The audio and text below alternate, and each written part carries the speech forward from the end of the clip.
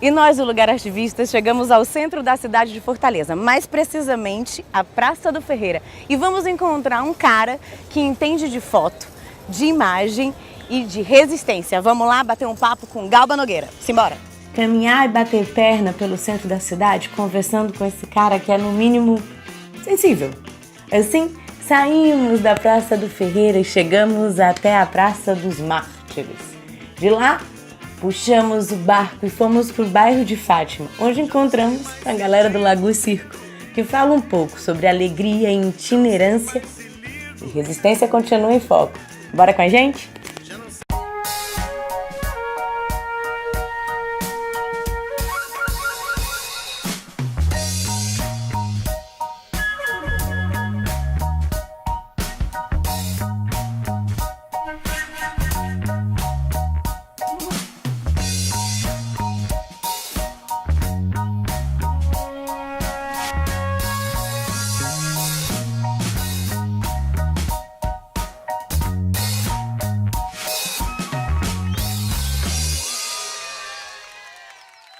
Andar pelo centro da cidade de Fortaleza é como andar pelo centro de qualquer lugar, pois há pulsação e uma infinidade de possibilidades, sendo ao mesmo tempo um mergulho na história, e é certo de que em algumas praças é um refúgio para a alma.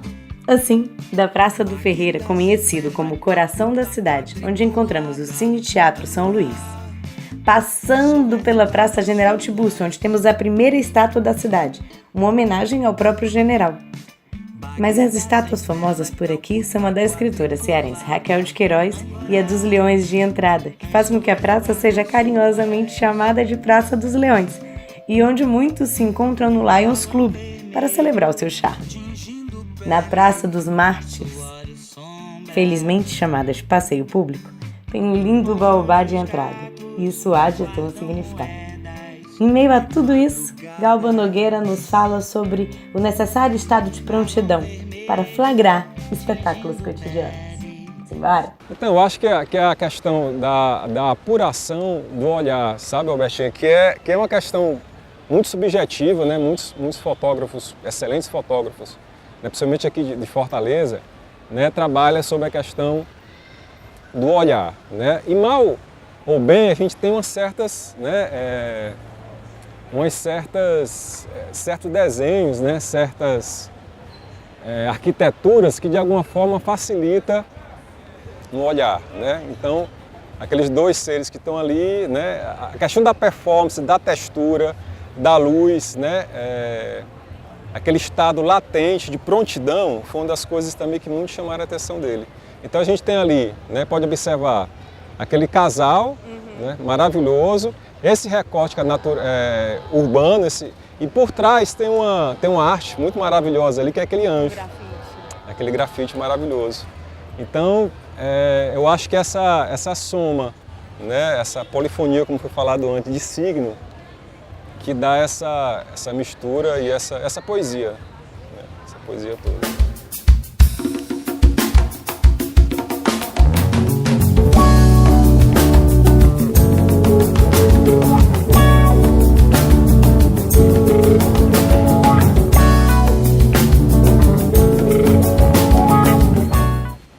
Mas me fala sobre essas prontidões que são distintas aí entre o teatro e a fotografia. Rapaz, Robertinha, posso chamar de Robertinha? Pode. Eu acho que essa relação, né, entre a arte ou a arte cênica, né, com essas manifestações, né, sei lá, que não são civilizadas e que não são humanas, eu acho que ela acontece há muito tempo, né? Assim, eu acho que desde as danças populares, orientais, né, Katakali, o Kabuki também, que fazem representação da natureza. E como também aqui, né, se a gente for começar a perceber, quem já assistiu algum espetáculo dos irmãos Aniceto, sempre eles trabalham com galo, coruja, abelha. Então, assim, essa relação do homem civilizado com a natureza, né, e transformar isso em expressão artística, eu acho que há muito tempo já que a gente está nessa observação. Algumas pessoas percebem, outras não. Então, com com essa observação, né, assim, ligado, né, essas manifestações, né, essa coisa toda do teatro, o estado de prontidão, né, e a fotografia, também me ajudou muito em relação à percepção teatral, né? O estado de prontidão, assim, de uma espécie dessa, a textura, as cores, né, a dramaturgia, né? Existe uma história sendo contada, existe um conflito, existe uma busca pela sobrevivência, né, que a gente também observa aí. E o estado de prontidão desse hoje é de qualquer morador em uma cidade urbana com, né, mais de 2 milhões de habitantes, que a gente, né, temos que ter esse estado de prontidão para se deslocar, né, para essa coisa toda. E para esse trabalho de fotografia também, né, é um estado que a gente tem que estar com o olhar e a percepção, né, aguçados, e ao mesmo tempo prontos, né, para quando vê uma imagem, né, a gente perceber, né, quando vê uma imagem a gente vê a questão das cores, a luz, aquele momento, essa coisa toda. Então, assim, eu acho que a gente tem muito o que aprender com eles aí. Com certeza. E aí tem a bicicleta, o urbano, os bichos, a observação, esses estados todos. Como que tu consegue estar em ato dinâmico, isso é, estar em movimento pela cidade e ao mesmo tempo se deixar tocar por ela a ponto de descer e dizer, aqui está o meu clique? Pois é, essa coisa a recusa, né, e ao mesmo tempo o afeto, né, que caminha meio junto. Por exemplo, aqueles dois caras ali em cima tá maravilhoso também, né? Não tá nem andando de carro, nem bicicleta, tá em cima de um prédio, não sei quanto, que também já te traz uma possibilidade de imagem. Então, esse afeto e esse desafeto, né, pela cidade, eu acho que de alguma forma tem que resultar em alguma coisa, né?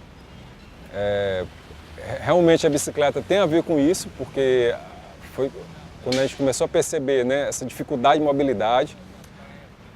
Quando a questão da mobilidade, né, nessa cidade entra no teu critério para fazer qualquer coisa, né? De que forma eu vou chegar, de que forma eu vou sair, como é que eu vou chegar nessa situação.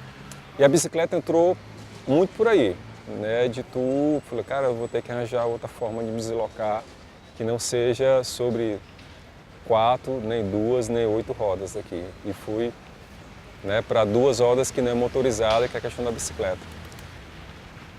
E ajudou muito também a essa percepção, porque é um tempo diferenciado, né? É um tempo diferenciado que ela te dá.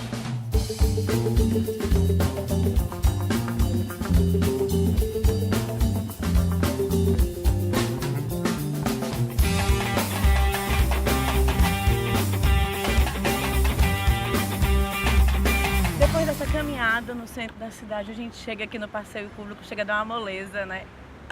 Respira, começa a respirar com mais tranquilidade, né? Perceber o vento, né? Mesmo, né, a gente está aqui numa zona, acho que é uma zona militar que a gente está aqui, né? Quais? Quase, no limite da zona militar, mas a gente consegue respirar melhor mesmo. Eu acho muito engraçado porque essa praça era dividida em alamedas antes, né? Então já traz esse segregar desde o princípio da história da cidade, é muito triste. Segmentos sociais. Muito triste. Demarcados especialmente. A gente falando em segmento social, junto com a fotografia, com o teatro, com a capoeira Angola, que você bebe bem desse lugar aí, ainda tem as ciências sociais e tem o direito. Como é que junta tudo isso no mesmo ser para gerar coisas distintas? Porque você já trabalhou bem com cultura tradicional, cultura popular, teatro de rua, tem bebido do cinema já há algum tempo, de forma maior, enfim, mais intensa ou não. E aí tem a sociologia com as ações sociais, você mergulha também. Como é que é isso tudo nesse mesmo ser humano, nesse mesmo artivista? A questão da observação, né, desse gênero, né, do gênero humano, eu acho que para mim sempre foi recorrente, né? E, ao mesmo tempo da observação, uma certa contestação da ordem social vigente, né? Agora não é uma contestação cega, é uma contestação, né, muito atenta, né? E principalmente, você falou agora de capoeira Angola, como o meu mestre capoeira diz, né, muito atento aos atalhos, muito atento também às encruzilhadas. Então é uma contestação muito que a gente tenta, sei lá, gerenciar de alguma forma. E eu acho que o fazer, né, ter essa formação acadêmica em sociologia, né, a questão do teatro ser o teatro de rua, né, a questão da fotografia também ser também um elemento de rua, né, ter como base disso tudo, né, uma cultura, né, afrodescendente, né, que é a capoeira Angola, de alguma forma meio que segmentou, né, o olhar para a fotografia, né. Muita gente diz que, alguns fotógrafos, né, os meninos devem saber, diz que quando a gente fotografa com tudo que a gente é, né, fotografa com tudo que a gente leu, fotografa com tudo que a gente experienciou, né. Então eu acho que isso tudo constrói essa questão desse olhar, esse famigerado olhar, como diz o Celso Oliveira, que é um grande fotógrafo daqui, né. Mas ao mesmo tempo é necessário, para uma compreensão disso tudo, meio que colocar cada um em seu lugar, né? Colocar cada um em seu local, né? Então quando a gente fala de uma cultura popular, né, com a base afrodescendente, que predomina a oralidade, sempre foi um desafio para mim, né, desassociar de uma cultura acadêmica que foi a sociologia. Galba, e como que você está lidando com o cinema também? Porque está no outro campo, né? É você sair de trás da lente do observador e ser observado e dirigido por uma outra pessoa. Pois é, a questão da interpretação para o cinema eu acho muito interessante. Assim, eu acho que a gente tem uma trajetória, né, enquanto construção de pessoa que produz arte e tal, e me atrai muito aquele tipo de interpretação minimalista, né? Apesar de ter, né, dentro da trajetória do teatro de rua, ter feito aquela coisa muito grande, muito aberta e tal. A questão do mínimo dentro da interpretação me chamou muita atenção, e fazer esse mínimo dentro também, até mesmo dentro da rua, né? Que foi até uma experiência recente com o André Carreira. Foi maravilhoso, né? Que ele também trabalha muito essa questão do mínimo dentro da rua, né? Que não precisa ser aquela coisa grande, enorme, e sim mínimo para poucas pessoas. E essa interpretação eu trouxe também para o cinema. Na questão desse trabalho, né, dentro de uma produção de filme e tal, enquanto ator, é lidar com equipamentos, né? Também é muito louco isso, né? Porque tu tá de fato dialogando aqui com o teu parceiro, né? Tem a pessoa lá que está te dirigindo, mas também tu vai ter que lidar com a câmera, tu vai ter que lidar também com o captador de som, né? Tu vai ter que lidar também com determinada luz também. E então é uma experiência também muito, muito interessante também, que é também lidar com essa coisa do equipamento, né? Com o equipamento digital também, né? E isso eu tô percebendo muito, né? Não só lidar com a câmera, como lidar com o som, lidar com essa coisa toda, né? É um permanente aprendizado. Sempre, sempre. Eu acho que é um estado muito interessante para quem produz arte, né? Ter tá sempre aberto, né? E sempre dialogando também com o novo, com as possibilidades, né? Ter essa questão também da autocorreção, né? Da percepção, né? De ouvir o outro, ouvir a opinião dos outros também, e a gente ter esse diálogo para chegar a um produto que as pessoas gostem, né? Muito grata.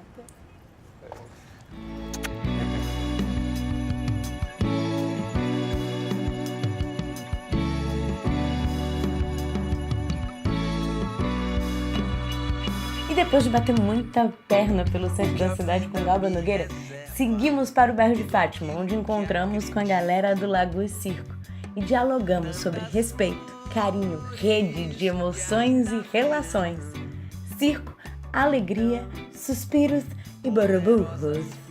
Simbora! Olhe sempre pela janela, mantenha os olhos sempre vivos. Palhaço tem um quê de muitas coisas, né? Assim, tem aquele palhaço do circo, da infância de todo mundo, dos grandes circos, mas existe aquela poesia do palhaço. existe o palhaço mais comercial, existe Sim. o palhaço do meio da rua. E vocês passaram de Floripa até o Ceará com um projeto e agora desenvolvem um outro projeto dentro do Ceará. Isso. Se vocês pararem para pensar, quantas praças se passaram? A gente tem essa proposta de descentralizar, né? Então a gente descentralizava. Então a gente já tinha uma proposta de não passar por capitais. Quando chegava em interiores, geralmente quem nos recebia, que se identifica com a proposta, ainda dizia assim, vamos para a zona rural. Então a gente ia afunilando. E numa dessa zona rural, um desses lugares, uma senhora lembrou dessa, né? Com ela devia ter uns seus 60 anos, assim, ela disse, meus filhos, né? Eu nunca tinha visto um palhaço. Então vocês foram os primeiros palhaços que ela viu. E ria, assim, tipo, 2 dentes na boca, assim. E nessa mesma escola, na Portugal, a gente fez duas apresentações, uma na tarde e outra de manhã. E a da tarde tinha mais adolescentes, né? E no final da apresentação a professora veio e falou, vocês poderiam vir na aula, que os meus alunos têm muita curiosidade, querem conversar com vocês e saber como que vocês fazem para viajar.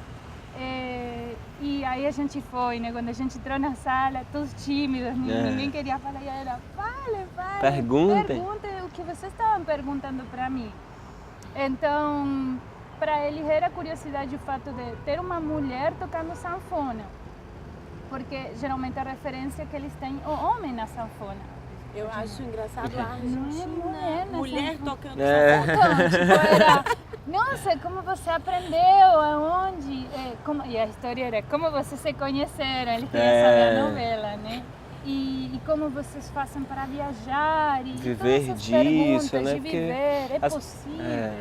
As profissões são sempre as mesmas para quem está na escola, né? Então, como vocês conseguem viajar? Tanta gente aí tem que juntar tanto dinheiro para viajar só nas férias. Vocês trabalham, viajam, se divertem. Então, foi bom para mostrar esse lado, assim. Não são só essas profissões que tem, existem um monte de outras possibilidades.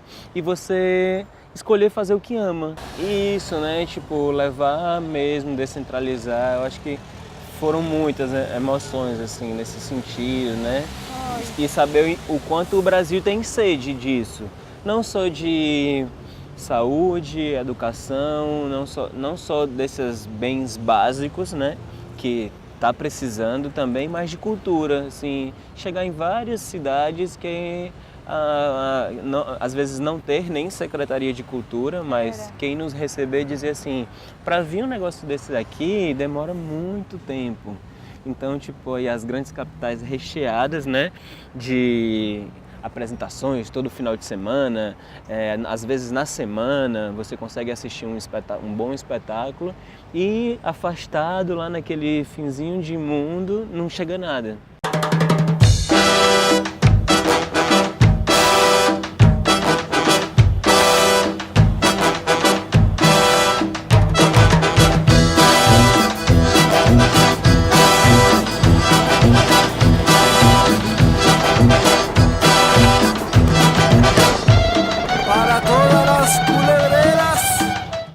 A marca de vocês, me explica aí como é que nasceram as duas marquinhas de vocês que são muito lindas. Lago Circo, né, amor? Lago Circo nasceu porque a gente pesquisou em Florianópolis, quando se juntou, sentiu a necessidade de se identificar com o nome, né? Colocar nome à nossa companhia, não tínhamos. Aí fizemos um brainstorm, uma chuva de ideias, e pegamos livros e tudo, e lista e coisas, e não encontrávamos algo que realmente sentíssemos que fosse, que a gente se identificasse. Aí eu tenho umas runas. Tu conhece as runas? Sim.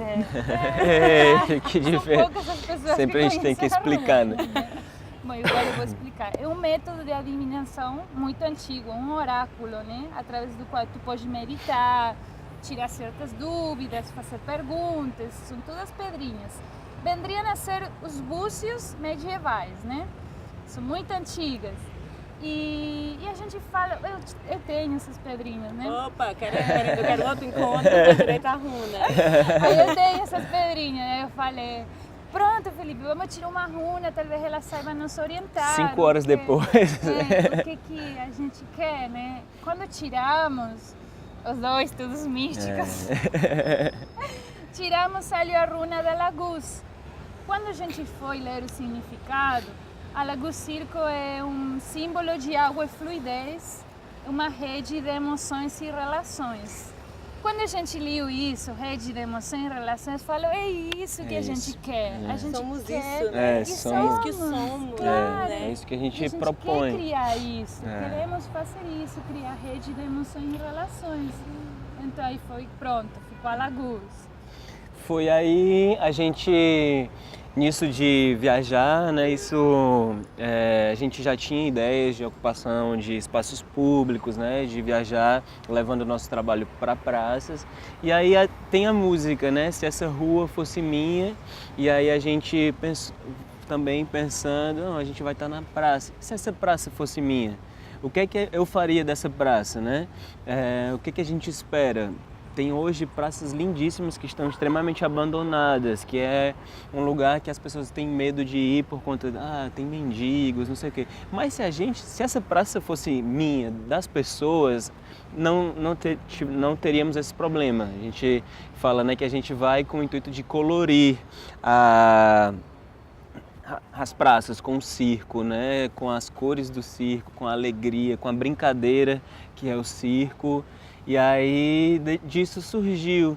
E aí foi bonito porque quando a gente estava com esses nomes e tudo, a Romina teve um insight aí, né? E aí quando eu vi, ela se botou num cantinho assim, começou, né, rabiscar. Depois disse, eu tenho uma logo do projeto. E já estava todo o fusquinha, pintado e bem bonito assim. E disse, pronto. Era a imagem da gente viajando, né? De palhaços, levando o projeto, então foi aí que surgiu.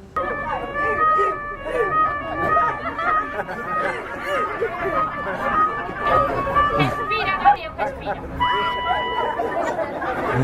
Respira mais uma vez, Gabriel. A última, Gabriel. Ok, mas eu palhaço burbuja na Patagônia Argentina. Vou fazer uma bolha de sabão maior. Como que vocês vão montando isso? Assim, é o meu palhaço, o seu palhaço, e a gente descobre isso no lugar? Sim. Ou a gente tem uma dramaturgia base e desenvolve o resto? Ou não, a gente tem uma sequência? Como é que vocês fazem isso? Levando o Fusca pra cima da praça. E as consequências disso, como é? Particularmente Suspiros e Burbujas, que foi o espetáculo com que viajamos, ele foi tomando várias formas, né? A gente sentiu essa necessidade de, vamos criar algo para a rua, beleza. E na rua, quem que dirige a gente? O público. Então a gente ia testando em números, botava um número, funcionava, porque o público dizia, tá muito bom, ficava feliz, funciona. Se não funcionava, tira esse número, não rola, não. Tentava 2 ou 3 vezes e não funcionava. Esse espetáculo foi mudando muito, até hoje, né, que ainda vai... Surgem coisas, né, tipo, o público diz muito assim, piadas, coisas que a gente viu que poderia aumentar, né, tipo o número de acrobacia que ele ganhou um pouco mais de tempo, porque tinha outras coisas que podiam ser feitas, outras que foram reduzidas, não precisa de tanto, até aí tá bom. E Suspiros e Burbujas, porque o nome do meu palhaço é o Palhaço Suspiro. A Romina, Palhaça Burbuja. Então... Que significa bolha de sabão. Então era isso que eu ia te perguntar. Como assim, cantadora de bolha de sabão? Porque tu não viu, né? Não viu, faço bolhas de sabão, eu tiro dentro da minha mala vários tamanhos de bolhas. Faço com as mãos, com os dedos, com os óculos e no final com uma corda e ela é gigante, Como a que bolha. você faz isso? É Segredo. Fórmula mágica. A gente tá em constante... A gente tem uma coisa que eu acho muito bonita, assim, até falando da gente, a gente está em constante autoavaliação. Então a gente, cidades, era bom, né, amor? Porque a gente passava por uma cidade, os 150 quilômetros até a outra cidade, ou 100 quilômetros ou 200 quilômetros, era conversando sobre o que podia ter melhorado, o que foi lindo, E o que a gente aprendeu, o que faltou, o que a gente aprendeu disso tudo, né? Muito aprendizado, enquanto a se produzir, enquanto como dialogar, enquanto como se saber oferecer o espetáculo, né? A relação com o chegar. público, a relação com o nosso trabalho, a relação da gente com a cidade. Como saber passar aquilo que a gente quer passar, no caso das oficinas, né? Então isso, assim, né? Aí então a gente está em constante autoavaliação de aprendizado, saber que até hoje a gente está fazendo um circuito no Ceará, não achava que tinha aprendido, porque sempre tem que se aprender. Somos todos aprendizes. Somos sempre, mas hoje mesmo nos deparamos com, nossa, podia ter feito assim, não assado, né? Então, cozido e não assado, né? Mas é assim, então estamos aprendendo e buscando esse compartilhamento, né? De o que a gente também pode sugerir, contribuir, né? E tem uma coisa que eu dizia muito para a Romina, que é, eu saí de Fortaleza, fui para o Rio de Janeiro. Quando eu fui para o Rio fazer a minha formação, que voltei, eu dizia, eu não conheço, meu estado eu não conheço. Porque você chega no Rio e as pessoas perguntam coisas, algumas pessoas sabiam coisas que eu ficava, não, tenho que voltar e me deparar com isso de novo. Então eu dizia isso muito para a Romina. Tem lugares aqui que eu não conheço. A gente foi agraciado de participar da Mostra Sesc Cariri de Culturas, que é uma mostra que acontece no Ceará e que eu, enquanto artista, nunca tinha ido. Então foi um reencontro, né? E ela topou a aventura, o calor que a Argentina sente. E aí agora a gente está fazendo um circuito que está dando muito certo aí com alguns parceiros, né? Outra coisa que a gente aprendeu, né? É fortalecer essas parcerias e mergulhar agora no sertão, né? E se enriquecer, né? Porque acho que Palhaço e Sertão tem um lugar ali de poesia que se relaciona, né? Gente, vamos passear? Vamos!